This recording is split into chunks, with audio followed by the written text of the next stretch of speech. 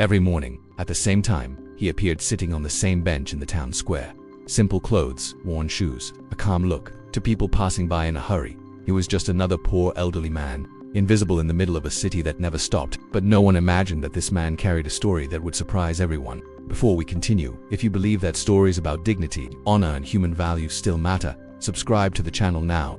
Here we share stories that show that a person's true worth is not found in what they own, but in who they choose to be. His name was Robert, 79 years old. He lived alone in a small room behind an old house. The rent was low, the space was minimal, and the furniture could be described in just a few words: a bed, a table, a chair, and an improvised shelf. Robert lived with very little indeed. Every day, he woke up early, made a simple cup of coffee, and went out to work. Yes, work. Even at nearly 80 years old, he still did small jobs around the neighborhood. He fixed gates, cleaned yards, and carried grocery bags at the market. He never begged, he never complained, he never accepted more than what had been agreed upon. Some people tried to help him by offering extra money. He always refused, with a calm smile and the same sentence: "What is not mine does not belong to me." That morning, something different happened. While helping a woman carry groceries to her car, Robert noticed a wallet lying on the ground in the parking lot. It was thick, heavy, full of money. He opened it just enough to find an ID. The name meant nothing to him, but the amount of cash inside could completely change his life. Pay bills, eat better, rest. No one was watching. Even so, he closed the wallet, took a deep breath, and walked to the store's service desk to turn it in. The clerk was surprised. The woman was emotional, and someone, from a distance, watched everything in silence. Days later, Robert returned to the square as usual.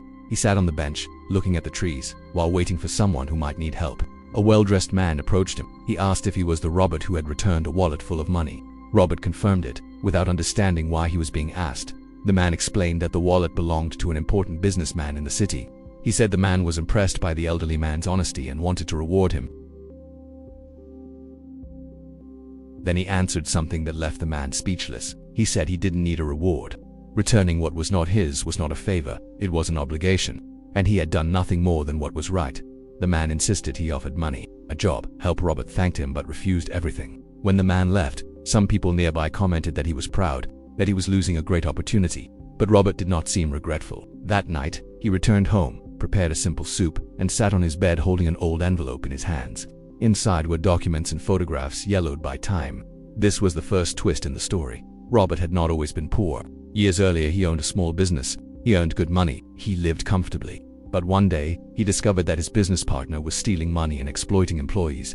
When Robert reported it, he lost everything. The company collapsed, friends disappeared, life turned upside down. Even so, he never regretted it, because for Robert, losing money was less painful than losing honor. The years passed, and he rebuilt his life with what remained: his values. Not long after the wallet incident, something even more unexpected happened. Robert received a letter.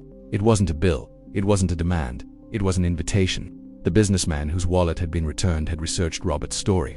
He discovered the old company, the report, the bankruptcy. He discovered who Robert truly was. The invitation was for a small ceremony at City Hall. Robert almost didn't go. He felt it wasn't meant for him, but he decided to attend, wearing the best clothes he owned. At the event, in front of a small audience, the businessman told the story publicly. He spoke about honesty, dignity, and character. He said examples like this were rare and needed to be remembered.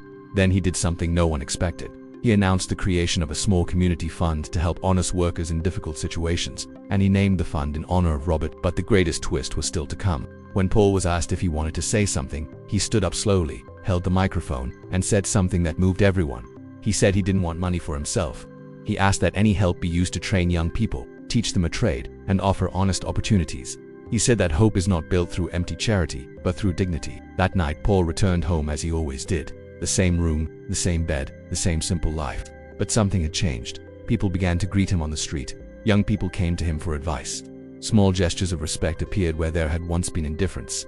He continued living with little, but he had never been so rich, because his story proved something few understand. Dignity does not depend on what you have, but on what you choose not to lose. If this story touched you, subscribe to the channel, leave a like, and share this video. Someone may need to be reminded today that living with honor is still worth it.